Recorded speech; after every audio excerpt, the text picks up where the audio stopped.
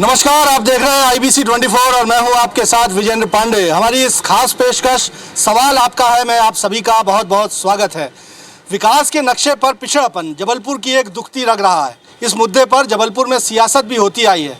लंबे समय तक जबलपुर में एक अदद फ्लाईओवर को लेकर सियासत हुई और ये बात कही गई कि जबलपुर के दमोह नाका से लेकर मदन महल तक ट्रैफिक को जिस तरह से दबाव है यहाँ पर, उसके मद्देनज़र एक फ्लाईओवर की ज़रूरत है। लंबी सियासी रस्साकशी के बाद आखिरकार जबलपुर को एक फ्लाईओवर की सौगात केंद्र सरकार से मिली। 800 करोड़ रुपयों की लागत से अब जबलपुर में प्रदेश का सबसे लंबा फ्लाईओवर बनाया जा रहा है। ऐसे ही इसी जबलपुर के दमोह नाका मदन महल फ्लाईओवर के निर्माण स्थल पर मैं मौजूद हूँ।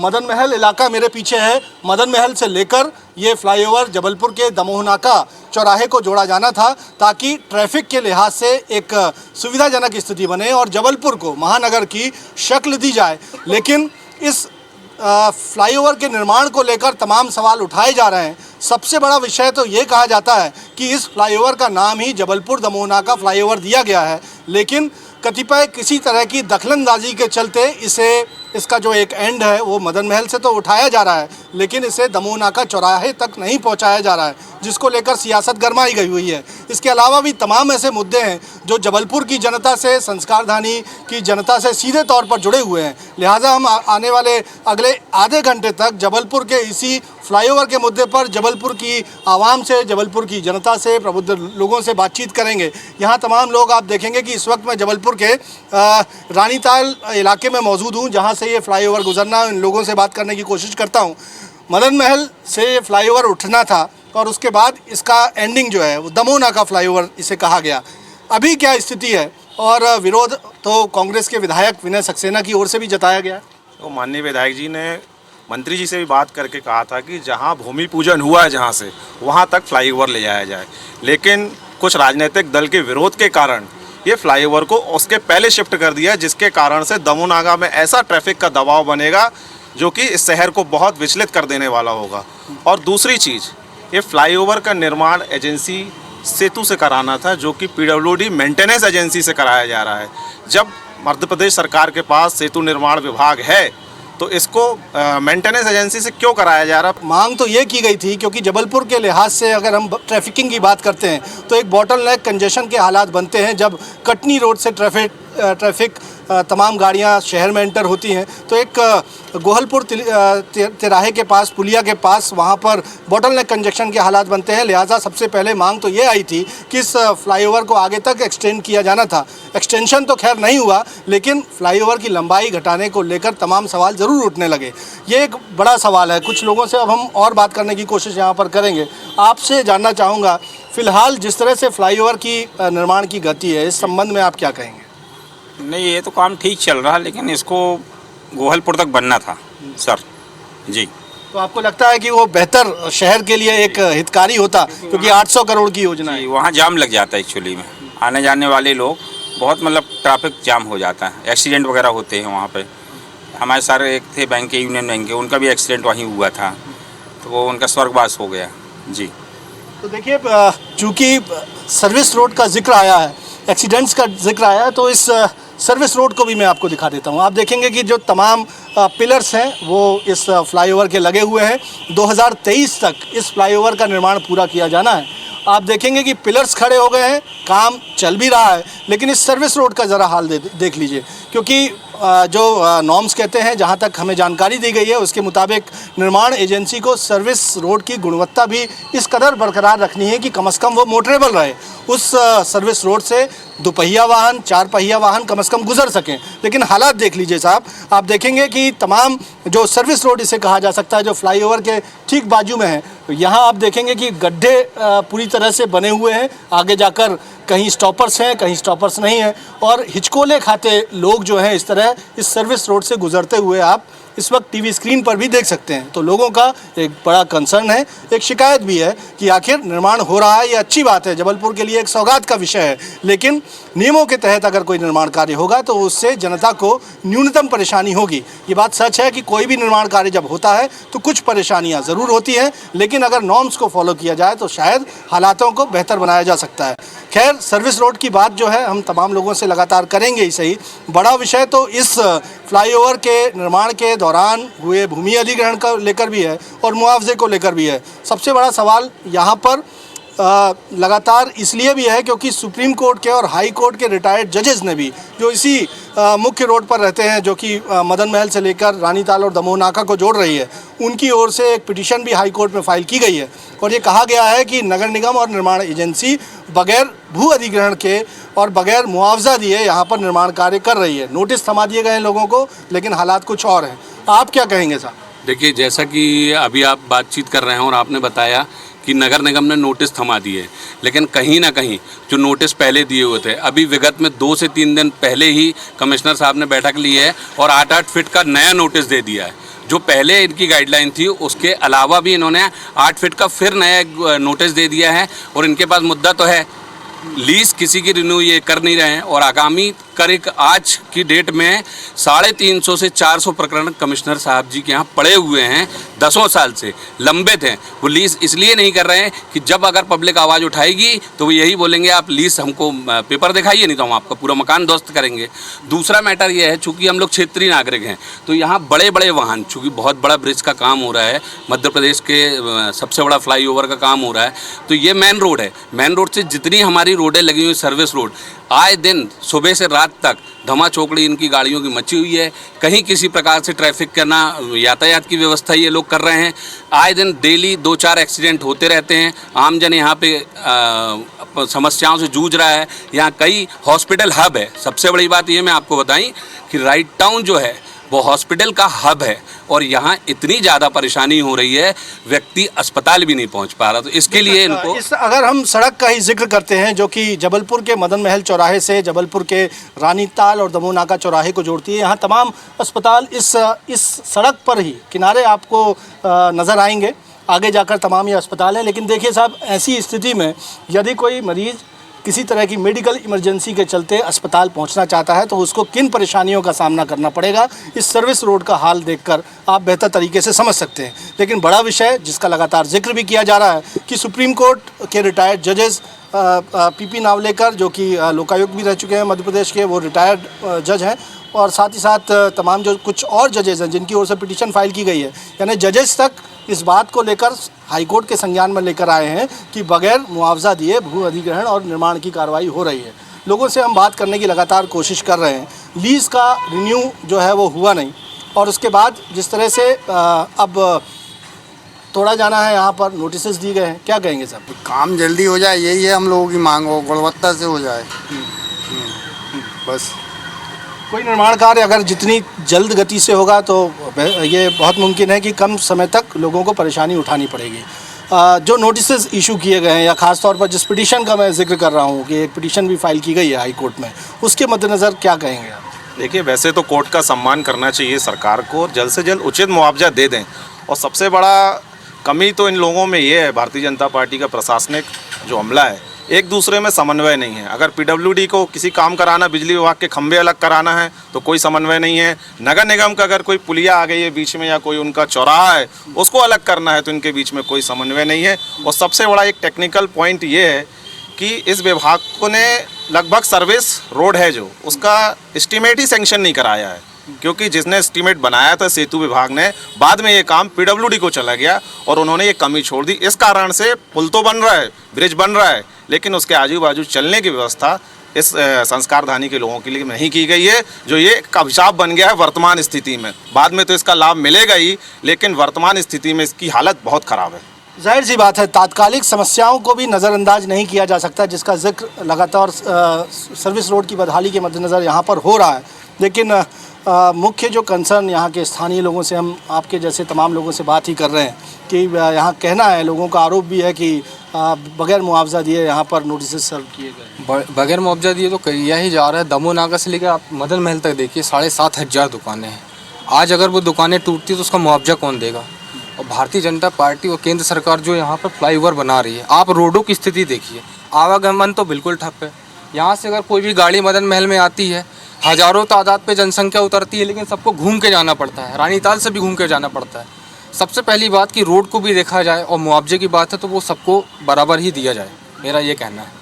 ठीक है, हम यहाँ पर जो सड़क है, सड़क के आसपास जो दुकानें हैं उनको भी अगर हम देखते हैं तो आप देखेंगे कि ये तमाम शॉप्स हैं, इन सबको नोटिस इशू नगर निगम की ओर से यहाँ पर किया गया है। और चूँकि बताया जा रहा है कि इन तमाम जो दुकानों को यहाँ पर तोड़ा भी जाना है और इनको नोटिस फ़िलहाल नगर निगम की ओर से दिए गए हैं। यहाँ कुछ लोगों से हम लगातार बात करने की कोशिश कर रहे थे कि आखिर न सिर्फ दुकानदार बल्कि स्ट्रीट वेंडर्स भी यहाँ पर हैं, जिनका भी एक कंसर्न है, क्योंकि कोविड के इस पूरे दौर में सरकार ने स्ट्रीट वेंडर्स का ख्याल रखने की बात लगातार की थी और उनके लिए 10,000 तक की एक योजना भी सरकार लेकर आई थी। लेकिन अब ऐसी स्थिति में स्ट्रीट वेंडर्स अपने आप को कहाँ पा रहे हैं? सरकार से आप क्या उम्मीद कर रहे हैं? जैसा कि सरकार ने कहा ज़रूर है, बट अभी देखकर स्थितियों को लग नहीं रहा कि आगे चलकर हम लोगों की क्या स्थिति होना, हम लोग कुछ कल्पना नहीं कर पा रहे हैं, क्योंकि कह बस रहे हैं, आश्वासन दिया गया है मगर अभी तक कुछ हुआ नहीं है। और पूरी अगर सड़क का जिक्र करते हैं, आप देख पाएंगे कि एक टी स्टॉल इन्होंने लगाया हुआ है और इस टी स्टॉल के ज़रिए ये अपना जीविकोपार्जन जो है यहाँ पर करते आए होंगे। ऐसे कितने लोग हैं जो इस फ्लाईओवर के मार्ग पे इस तरह से स्ट्रीट वेंडिंग के ज़रिए जो है अपना घर पाल रहे हैं, और तमाम लोग क्या उम्मीद करते हैं? वैसे तो बहुत लोग हैं और हम लोग भी यहाँ से काफ़ी लंबे समय से यहाँ पर व्यापार कर रहे हैं, मगर आने वाले समय में यहाँ पर जैसे ये टूटने का चल रहा है और सरकार कह रही है कि हम कुछ जगह वगैरह या आपकी कुछ मदद करेंगे, मगर ये कह बस रही है, अभी तक ऐसा कुछ नहीं है कि करेगी, ऐसा लग नहीं रहा है। कहीं आपको गुमटी देने के लिए या कहीं आपको जगह देने के लिए कोई बात हुई? कोई बात ऐसी नहीं आई है हमारे। आप चाहते हैं सरकार? हम चाहते हैं कि कम से कम, अगर हम जैसे काफ़ी समय से यहाँ पर व्यापार कर रहे हैं और ये दुकानें टूटने का है तो हमें जगह दी जाए ताकि हम अपना व्यापार कर सकें। तो देखिए, स्ट्रीट वेंडर्स का भी कंसर्न है और साथ ही साथ यहाँ तमाम जो दुकानदार हैं, स्थानीय लोग हैं, वो भी अपनी मांगों को लेकर बातचीत करना चाहते हैं। और फ्लाईओवर जाहिर सी बात है जबलपुर के लिए एक बड़ी सौगात है, चूँकि मध्य प्रदेश का सबसे लंबा ये फ्लाईओवर है, लेकिन साथ ही साथ इसके निर्माण के दौरान नॉर्म्स का पालन करने की मांग यहाँ के स्थानीय लोग करते हैं। और भी तमाम मुद्दे हैं जिस पर जबलपुर की जनता, सवाल आपका है, में खुलकर बात करना चाहती है। तमाम लोगों से हम बातचीत और भी मुद्दों पर करेंगे। आज हम बात कर रहे हैं जबलपुर में बनने जा रहे या बन रहे प्रदेश के सबसे लंबे फ्लाईओवर की। हम बात कर रहे हैं जबलपुर के मदन महल दमोह नाका फ्लाईओवर की, जिसको लेकर तमाम तरह के कंसर्न है। मुख्य तौर पर बातचीत में अब तक ये सामने आया कि इस फ्लाईओवर को मदन महल से लेकर दमोह नाका चौराहे तक बनाया जाना था, लेकिन इसकी लंबाई जो है कुछ घटा दी गई है। विपक्ष मांग कर रहा है कि इसका एक्सटेंशन किया जाना चाहिए, तभी 800 साढ़े 800 करोड़ की इस योजना का बेहतर लाभ जो है वो शहर को मिल सकता है। इसका लंबाई बढ़ाने की मांग थी, लेकिन उस मांग को पूरा करना तो दूर, इसको मदन महल से लेकर दमोह नाका चौराहे से पहले ही खत्म करने को लेकर स्थानीय लोगों में एक तरह का विरोध है। तमाम यहाँ पर मुद्दे हैं और हम लोगों से बात भी कर रहे थे, भले वो सर्विस रोड की स्थिति हो, भले वो बगैर अधिग्रहण और मुआवजे के नोटिस सर्व करने की, लोग क्या सोचते हैं। आप लोग शहर के लिए जाहिर सी बात है एक बड़ी सौगात केंद्र सरकार की है, लेकिन उम्मीद आप लोग क्या करते हैं कि ये सौगात भी बनी रहे और कम से कम परेशानी जो है यहाँ के लोगों को? हम यही चाहते हैं कि जैसा कि सुप्रीम कोर्ट ने ये आदेश भी दिया है कि जनहित में अगर कोई भी काम होता है तो उन्हें मुआवजा दिया जाता है, लेकिन यहाँ ऐसा नहीं हो रहा है। 7,500 से ज़्यादा दुकानें हैं जो फूड स्ट्रीट वेंडर्स है वो लोगों ने लगाए हुए हैं, लेकिन उन्हें कुछ भी नहीं मिल रहा है और यहाँ पर इतना ट्रैफिक भी जाम हो रहा है जिस वजह से लोगों को बहुत परेशानियाँ हो रही हैं। तो क्या आप लोग उम्मीद करते हैं निर्माण एजेंसी से और सरकार से, क्या इस मंच के ज़रिए क्या कहेंगे? हम सरकार से इस मंच के ज़रिए बस यही कहना चाहते हैं कि जिन लोगों की आप जनहानि कर रहे हैं, जिन लोगों का रोज़गार छीन रहे हैं, कम से कम आप उन्हें मुआवजा तो दें, जिससे कि ये चीज़ उन्हें कम से कम हो सके, वो अपना घर के लोगों का पालन पोषण कर सके। हम यही मांग रखते हैं। जाहिर सी बात है कि क्योंकि कोरोना संकट काल के दौरान बहुत से लोग बेरोज़गार हुए और ऐसे छोटा रोज़गार करने वाले स्ट्रीट वेंडर्स जैसे तमाम लोग, उनका ख्याल सरकार ने रखने की बात कही, लेकिन यहाँ पर बड़ी संख्या में इस फ्लाईओवर के ज़रिए और निर्माण कार्य के दौरान स्ट्रीट वेंडर्स भी एक तरह से विस्थापित हो रहे हैं या उनका रोज़गार प्रभावित हो रहा है, वो भी एक वैकल्पिक उपाय सरकार से चाहते हैं, उम्मीदों से सरकार की तरफ देख रहे हैं। लेकिन एक मुद्दा जहाँ तक हम सियासत का जिक्र कर रहे थे वो लगातार जबलपुर के संदर्भ में रहा है, क्योंकि तेरा मेरा फ्लाईओवर जैसी स्थिति भी लगातार जबलपुर में रही है। जबलपुर में इस दमोहनाका फ्लाईओवर को तो बनाया ही जाना था, हालांकि सियासी रस्साकशी के बाद आखिरकार इसे बनाया जा रहा है। लेकिन कांग्रेस शासनकाल में 3 और फ्लाईओवर भी जबलपुर के लिए सैंक्शन किए गए थे। विपक्ष का आरोप है कि उनकी फाइल ठंडे बस्ते में डाल दी गई है। तो लोग क्या कहते हैं, हम जानने की कोशिश कर रहे हैं। आप क्या कहेंगे इस विषय पे? जी देखिए, जैसा कि आप सभी को अगर जानकारी में दूं तो ये जो फ्लाईओवर का निर्माण होना था ये आज से 20-25 साल पहले की मांग थी। चूँकि यहाँ पे बस स्टैंड हमारे पास था, मदन महल स्टेशन हमारे पास था, बहुत से स्कूल कॉलेजेस और अस्पताल यहाँ पे थे। राइट टाउन और नेपियर टाउन क्षेत्र में सबसे ज़्यादा हॉस्पिटल और स्कूल्स कॉलेजेस थे। लेकिन विगत में पीएनटी जो आप देखते सेंट्रल गवर्नमेंट की पीएनटी टेलीकॉम फैक्ट्री थी, तो इस तरफ भी रानीताल वाली जो रोड है जो अपने को 54 कॉलोनियों को कनेक्ट करती थी यहाँ से लेके तिलवारा घाट तक, फिर जो एक गेट नंबर 4 वाली रोड थी ये बहुत ही संकीर्ण और कंजेस्टेड थी। ठीक है, उसके पश्चात लिंक रोड जो मदन महल से निकाली गई है सीधे कचपुरा ब्रिज से टच करी गई है। ये तीनों रोड नहीं थी, बहुत कंजेस्टेड थी। अभी जब इस समय जब कांग्रेस का शासन आया था तो बीच में ये डिमांड हुई थी कि अगर ये पैसा 800 करोड़ रुपए जो कि उस समय का मांग थी जब यहाँ पे रोडें नहीं थी, ये आज की डेट में सब रोडें 40 फीट की चौड़ी हो चुकी हैं, 1, 2, 3 रोडें बन चुकी थी। तो क्यों ना इस फ्लाईओवर को छोटे छोटे पार्ट में और शहर के मुख्य जहाँ आवश्यकता अनुसार है, जैसे मदन महल का जो अंडर ब्रिज था तो अपन इस ब्रिज को मदन महल के सिर्फ अंडर ब्रिज क्रॉस करने के लिए उपयोग में ले लें और इस पैसे का 2-4 जगह, और जहाँ तक मेरे को नॉलेज है तो इसमें जबलपुर शहर के माननीय वित्त मंत्री तरुण भानोट जी ने एक प्रोजेक्ट भी तैयार कर लिया था कि हम इस 800 करोड़ की जो राशि है इसको हम छोटी छोटी जगह पे कनेक्ट कर लेंगे, जिससे शहर की बहुत सी समस्याओं का निवारण होगा। लेकिन हुआ ये कि वही जैसा आप बता रहे हैं कि आनन फानन में सिर्फ ये खींचातानी वाली रस्साकशी वाली कहानी थी और विकास पुरुष जी का जो काम चल रहा, आपने अभी मैंने आपके उसमें सुना है कि आपका कहना 2023 तक ये कंप्लीट हो जाएगा। जिस गति से ये कार्य चल रहा है तो 2025 तक भी मुझे नहीं लग रहा कि ये ब्रिज का काम पूरा हो पाएगा। तो देखिए, लोगों की राय जो है वो खुलकर इस मंच के ज़रिए तमाम लोग यहाँ पर रख रहे हैं। फिर बात आप तमाम लोगों से करना चाहेंगे कि फ्लाईओवर्स को लेकर जिस तरह का पॉलिटिक्स जबलपुर में हुआ है उसके बाद अब किस तरह से आप देखते हैं कि इस फ्लाईओवर को समय सीमा में पूरा हो जाना चाहिए? देखिए, विकास कार्य में कोई पॉलिटिक्स नहीं है, ना कांग्रेस इस मूड में है कि इसमें पॉलिटिक्स करें। लेकिन जो निर्माण कार्य पूरी लंबाई तक होना था, सैंक्शन हुआ था पूरा, उसको बढ़ाने की बजाय घटाया जा रहा निर्माण कार्य को, ये सरकार का एक फेल्यूर है। और सरकार अपने मंत्रिमंडल के निर्माण में लगी हुई है, उनको जनहितैषी निर्माणों में कोई रुचि नहीं रह गई है। मैं तो यही कहूँगा, जहाँ तक का एस्टीमेट था, जहाँ तक की लंबाई सैंक्शन थी, जहाँ पर भूमि पूजन हुआ था, जो कांग्रेस के विधायक इस मामले को उठा रहे हैं इस जबलपुर हित के लिए, वो माना जाए और इस निर्माण कार्य को जहाँ तक सैंक्शन जहाँ तक पहले हुआ था वहीं तक ले जाया जाए। कोई भी स्वीकृत विकास कार्य अगर उसके तय नॉर्म्स के मुताबिक हो जाए और नियम कानूनों का पालन करते हुए किया जाए तो जाहिर सी बात है वो सौगात तो होती ही है, जनता को न्यूनतम समस्या होती है। लेकिन कई विषय ऐसे हैं जिनके चलते यहाँ की जनता खुलकर बोल भी रही है और सरकार से उन बिंदुओं पर उपायों को अपनाने की बात कहती है। मसलन हम बात करते हैं इस फ्लाईओवर के का जो मार्ग है ये आगे जाकर मदन महल चौराहा है और एक तरह से मध्य प्रदेश का सबसे लंबा केबल स्टे ब्रिज भी इसी फ्लाईओवर के दौरान बनाया जाना है, जो कि दशमेश द्वार और मदन महल चौराहे के बीच में, यानी जो मदन महल का रेलवे स्टेशन है उसके ऊपर से इस फ्लाईओवर को जोड़ा जाना है।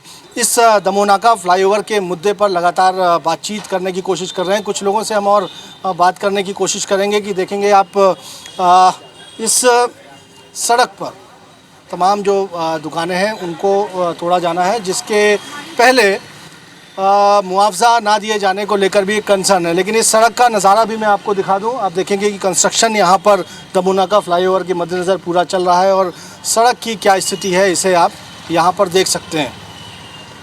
ये सड़क के हाल, सर्विस रोड के हाल आपको बताएंगे कि कितना सही तरीके से निर्माण एजेंसी की ओर से काम किया जा रहा है। चूँकि ये मुख्य मार्ग एक तरह से जबलपुर का है जो मदन महल से लेकर दमोहनाका चौराहे तक को कनेक्ट करता है, लेकिन लोग सर्विस रोड को तय नॉर्म्स के मुताबिक बनाए जाने की भी मांग करते हैं। वो ये चाहते हैं कि फ्लाईओवर का निर्माण जितनी दूरी के लिए सैंक्शन हुआ था कम से कम उतना जो लेग्स को मिलाते हुए मदन महल से लेकर दमोह नाका तक बनाया जाए। साथ ही साथ स्थानीय लोग ये चाहते हैं कि प्रॉपर लैंड एक्विजिशन और मुआवजा दिए जाने के बाद ही यहाँ पर इस निर्माण के लिए तोड़फोड़ का काम हो, चौड़ीकरण के लिए सड़क को लेने का काम हो, और साथ ही साथ मुआवजा तो दिया ही जाए, लेकिन जिस तरह की एक सौगात जबलपुर को बड़ी मिली हुई है उसको तय समय सीमा पर भी पूरा कर लिया जाए, ताकि शहर को ये जो सौगात है वो सही मायनों में कारगर मानी जा सकेगी।